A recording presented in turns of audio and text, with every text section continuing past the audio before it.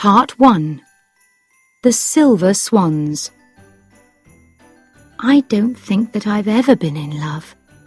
She stopped for a minute, and then she continued, How will I know? My name is Dr. Horatio Funderby, but I am not the kind of doctor who sees sick people. I am called a doctor because I have spent many, many years studying. I studied history, and I now have an important job at the British Museum in London. Every Sunday afternoon, I walk along a path in Chelsea, on the bank of the River Thames. A lot of painters live in Chelsea. People often think that I am a painter. I look like one, and I dress like one. I have a white beard, I carry a black wooden stick, and I wear a large old hat. The hat is more than 40 years old, and I always wear it for my walks. I enjoy my walks very much. There is a lot to see and hear. Boats pass on the river. Birds cry noisily above it. Along this bank of the river, there are some old houseboats. People buy these houseboats because they like living on the water. They enjoy watching the passing boats and listening to the sounds of a busy river. They paint the boats in bright colours. One Sunday afternoon, I was standing by the houseboats, looking across the river. In the deepest water, in the middle of the Thames, I could see a beautiful white sailing ship. It was called the Poseidon. The back of the ship was a little unusual. I knew that the owner of the ship was Lord Struve. He was a great scientist who studied ocean life. Near the Poseidon were a large ship from South America and a dirty Spanish boat. Then I noticed one of the houseboats near the bank. It was called the Nareen, and it was very colourful. The boat was grey, but parts of it were painted in bright colours. The door was blue, and the large wooden cover in the floor of the front deck was bright red. There were some steps going from the boat to the bank of the river.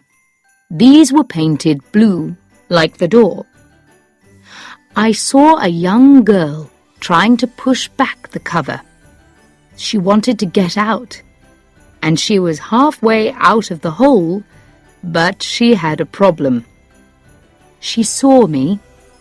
She didn't shout at me, but her mouth formed the words, I can't open it.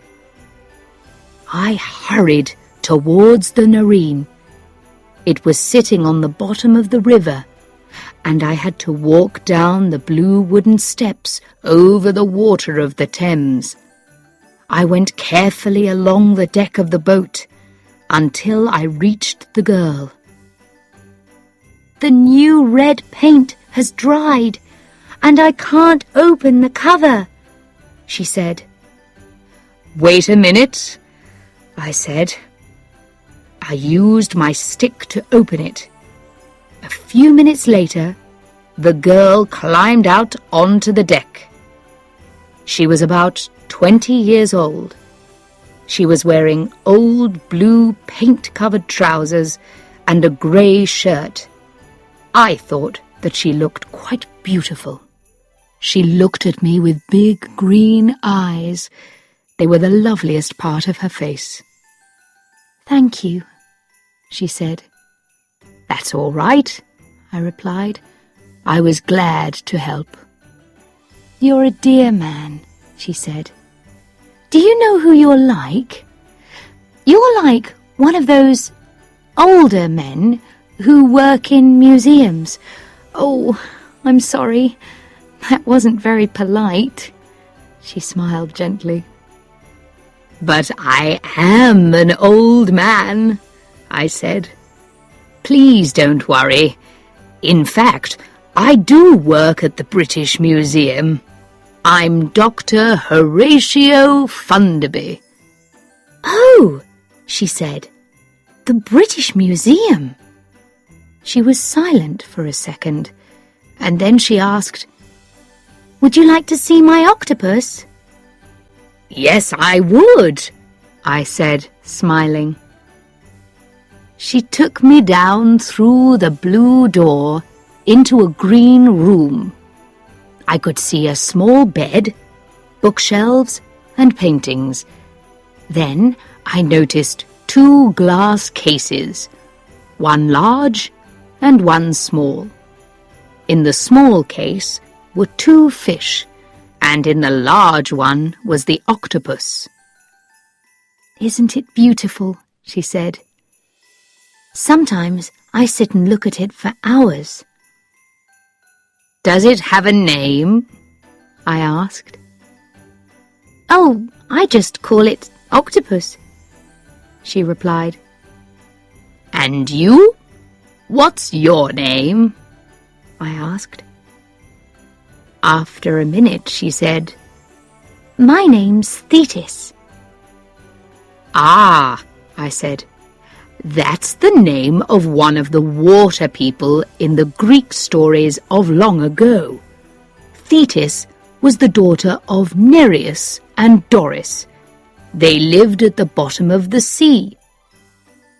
She pulled her ear thoughtfully. "My real name's Alice," she said. "I call myself Thetis because I'd like to live at the bottom of the ocean." When she said this, I could understand the reason for her green room. It was quite dark in the room. The only lights were the ones that lit the glass cases. The paintings on the wall were in blues and greens, and showed fish and other underwater animals. I was sure that she was the painter. She was almost a water child herself, with her small nose, large eyes, and pretty short brown hair. "Would you like me to sing for you?" she asked. "Oh, please do," I replied. "My song's called The Silver Swans," she said. She sat down, closed her eyes, and sang in a sweet, gentle voice. "How shall I know my true love? When will my true heart speak to me? Oh, when the silver swans come sailing, then I will know my true love. Then I will be with my true love, forever with my true love." It was a beautiful song, but I felt that there was a sadness behind the words. The words were wise and understanding, but I knew that the young girl in front of me was never in love. "That was lovely," I said. Thetis opened her eyes. "Thank you," she said. "Who wrote it?" I asked. "I did," she said. "It's mine." "Do you often write songs?" I asked, surprised. "Only when they come into my head," she replied. Suddenly, she moved towards me. "How will I know my true love?" she asked seriously. "How will I know when I'm really in love?" "How old are you, Thetis?" I asked. "I'm 21, she answered. "Have you been in love?" I said. "No," she replied. "I don't think that I've ever been in love." She stopped for a minute and then she continued, How will I know? Who will tell me when I am?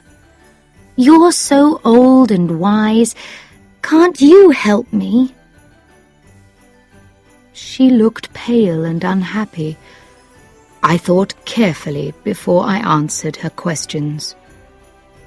At last I replied, "When he's ill and ugly, and you can still love him, then you can be sure." "When he is ill and ugly," she said to herself quietly. She sat there thinking. Then suddenly she remembered that I was there. "Oh, I'm sorry I'm being rude," she said. "Would you like some tea, Dr. Funderby?" "I'd love some. Thank you," I replied. She disappeared for 2 or 3 minutes. I looked round the room again. At last she returned, carrying the tea things. She poured out the tea. As she lifted her cup to her mouth, she said again, "When he is ill and ugly." "Oh, thank you, Dr. Funderby." She smiled at me. We talked for about half an hour.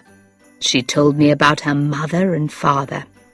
They also lived in London, but she wanted to live alone on this houseboat. She loved it because it was on the water. She had an evening job, but she did not tell me what it was. Suddenly, I began to feel quite ill.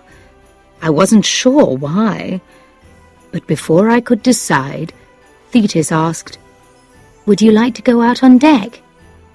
There was not much room at the back of the boat, but it was enough for the 2 of us.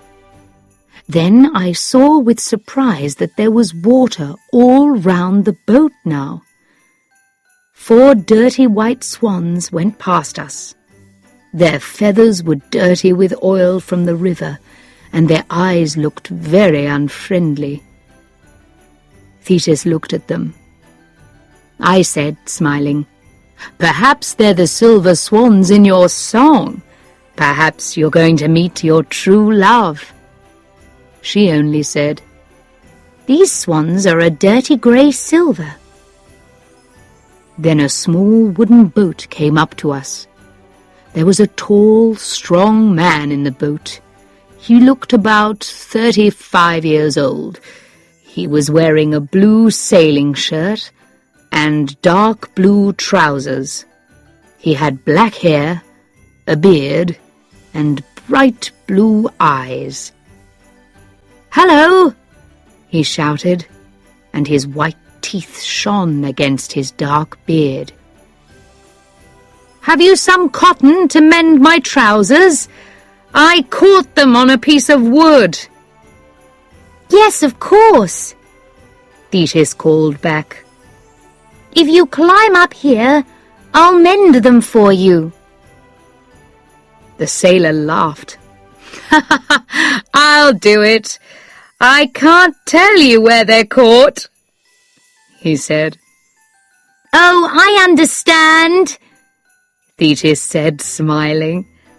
Then she went to find the cotton. When she returned, she put it carefully in a piece of cloth. Then she threw the cloth into the boat. The sailor caught it. "Clever child," he said. "Thanks very much. I'll be quick." He moved the boat away and then tied it up next to another boat. We watched as he mended his trousers with his back towards us. While we stood there, a large boat went past. The Narines started to go up and down in the water. I suddenly felt very sick. Thetis saw my face. "Oh, you poor man," she cried.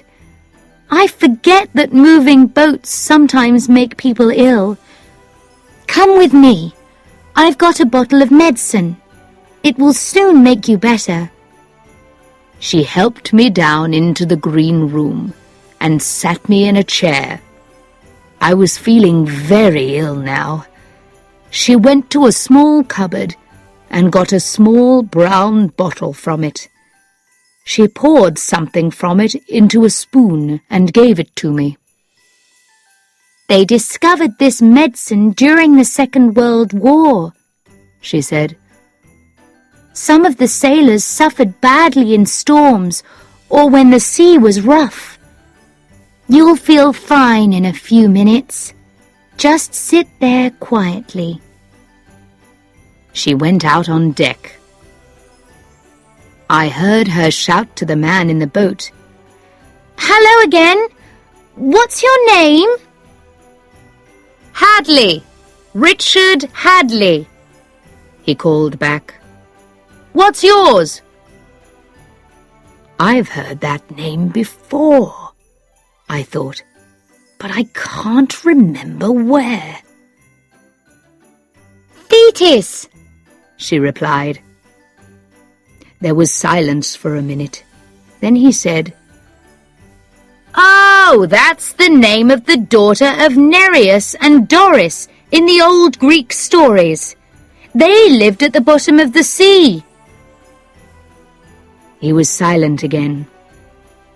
Then I heard him call, "Where's your father?" "He isn't my father," Thetis said. "He's an old man who's visiting me. He's feeling sick, so I've given him some medicine." I heard the laugh in the sailor's voice as he shouted, "What? Sick? On that old houseboat? It's like dry land on there." Another boat passed, and the Noreen suddenly moved up and down again. But the medicine was beginning to work. "It isn't an old boat," Thetis said seriously. "It's my home. And it does move up and down a lot sometimes. You need a strong stomach." "Oh, yes, I'm sure that you do," he said. But I knew from his voice that he didn't really believe her. "Really, it's true," she continued. "Perhaps even you'll get sick one day." The sailor laughed loudly. "Who? Me? Listen, child, I've sailed every ocean and sea in the world and in all sorts of weather, and I haven't been sick yet." I heard Thetis say, "There's always a first time. Would you like to try?" "Tell me when it gets really rough," he said. I heard his boat touch against the Noreen as he continued. "You're not as young as I thought. I'm sorry that I called you a child. Perhaps I'll try your boat sometime.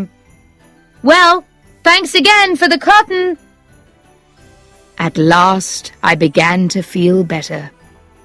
When I went up on deck, Thetis was looking out across the river. She was watching the sailor as he went out towards the lovely white ship. "Oh," she said. "You're better." "Yes," I said. "Good," she said. "That medicine always works." Then she added, "He said some very unkind things, didn't he?" I started to say, "He—" "But wasn't he beautiful?"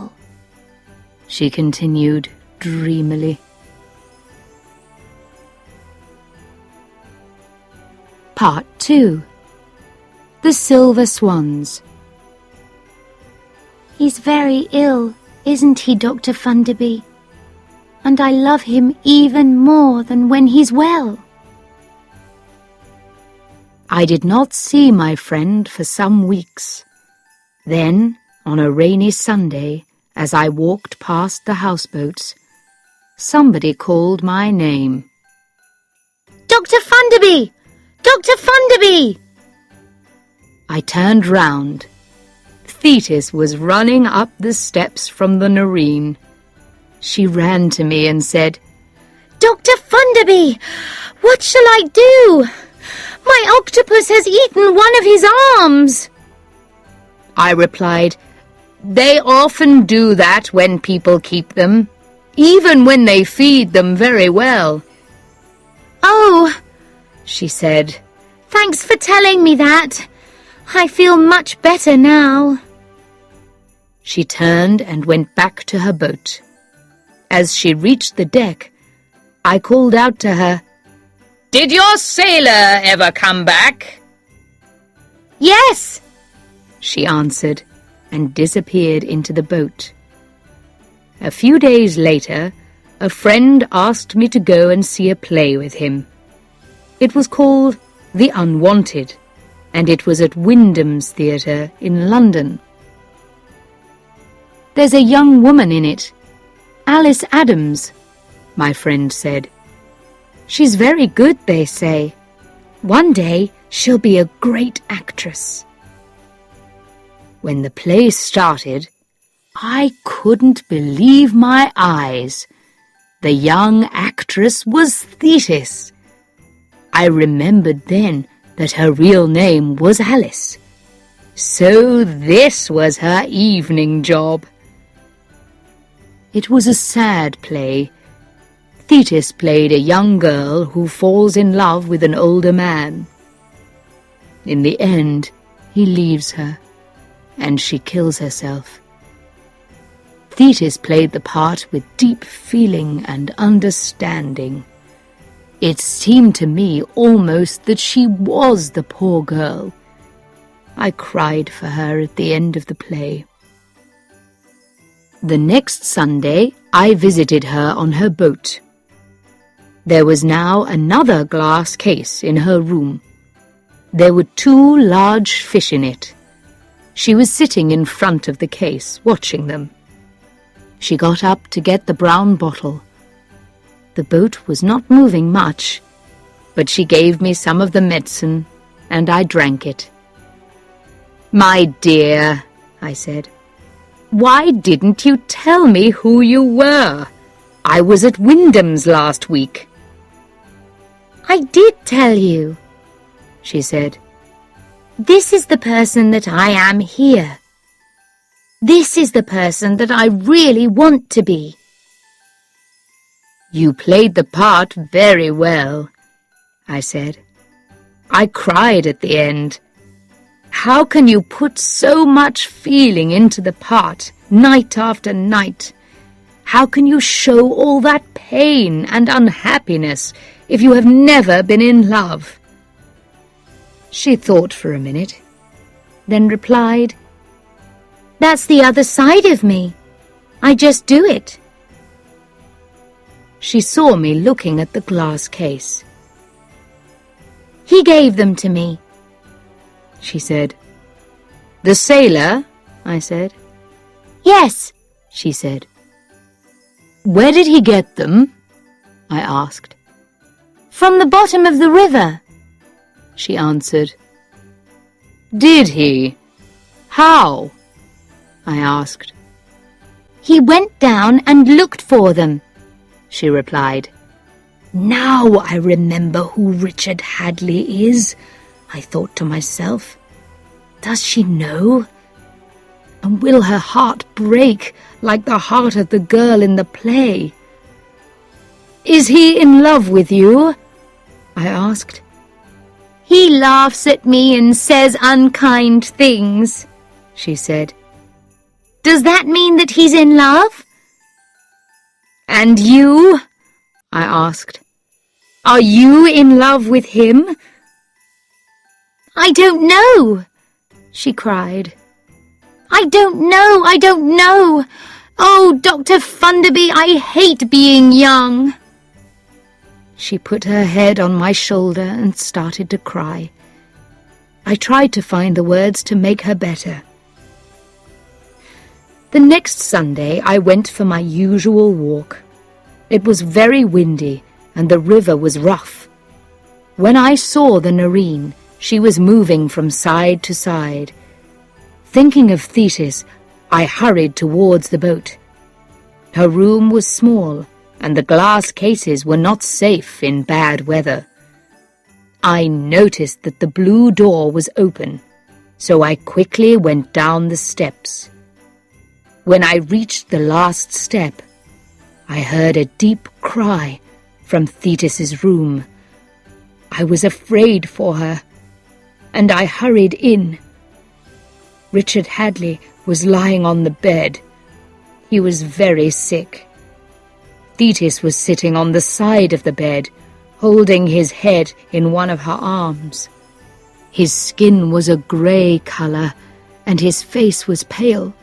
At first, I thought that he was dying. Then the boat moved suddenly. I understood then why he was like this. "Thetis!" I cried. "The medicine! Quickly! Where is it?" "Oh!" cried the unhappy man. "Go away, both of you, and leave me to die alone." I love him, Thetis said, happily holding his poor head in her arms. Oh, now I know that I love him. He's very ill, isn't he, Dr. Funderby? And I love him even more than when he's well. I went to the cupboard where Thetis kept the brown bottle of medicine. It was locked. I looked at Thetis. She looked sad. He refuses to say that he'll marry me, she said. Then she added, looking down at him, I don't mind being a poor sailor's wife. When you sail away, I'll come with you. We can sail round the world together. I almost laughed at her words. Thetis had no idea about a sailor's life, and she had no idea who Richard Hadley was. The unhappy, weak man cried out, all right, I'll marry you. I'll do anything if you'll just go away. Please leave me to die." I was beginning to feel very ill myself, so I cried, "Thetis, you cold-hearted girl, give me the key now. How can you leave him to suffer? How can you do this to the man that you love?" She untied a piece of blue cloth from around her neck. The key was on it. She looked at the floor as she gave it to me. I knew that she was sorry now. As I opened the cupboard, I heard her say quietly, He sailed on every ocean and sea, in all sorts of weather. I took some of the medicine. Then I gave some to the great ocean scientist, Richard Hadley, Lord Struve. Thetis looked at me. Will you come to our wedding, Dr. Funderby? She asked. I was still feeling sick, and I was not happy with her, so I replied, If he marries you after this suffering, he's crazy. Lord Struve probably suddenly felt better because he sat up. He said, I'm glad that you said that, Dr. Funderby. Promises don't mean anything when they are made in ill health. But you wanted to come onto the Nareen in this weather, she said sadly. The colour was returning to his face. I came for a good reason. I love you, and I wanted to tell you that, he said. So why didn't you tell me? Thetis asked simply. For a minute, he did not know what to say. Then he said suddenly, Because I felt ill. Now listen, Thetis. If you're going to marry me, you must know two things. You must know who I am. You must know what I do. They don't matter, Thetis replied. I love you. I was feeling better, so I said, "And you're acting?" Lord Struve looked at me in surprise. "Who's acting?" he asked. "This is Alice Adams," I cried. "She's been in the play The Unwanted at Wyndham's for the last 2 years." He looked at her. "This child?" he said. "She is a child, isn't she?" Thetis moved her head in a silent yes. But I said, "She's England's best young actress, and she's 21. He stood up. "Yes!" he cried. "I remember reading something a long time ago. I've just come back from the Galapagos," he continued. "I haven't heard anything about England for nearly 2 years." Thetis jumped up and ran to him. "Oh, please take me there," she said in an excited voice. "All my life I've wanted to go to the Galapagos. Can sailors take their wives with them when they go?" Lord Struve cried, "I'm not a sailor, Thetis. I'm a—" He stopped. He found it difficult to say. "I'm a lord," he started again. "I'm a kind of ocean scientist. I do a lot of my work underwater. But you're acting—" Before he could finish, Thetis said, "It doesn't matter. I never wanted to be an actress. I only do it for the money. I can buy octopuses and live on the Nerine. Do you know what a good octopus costs?"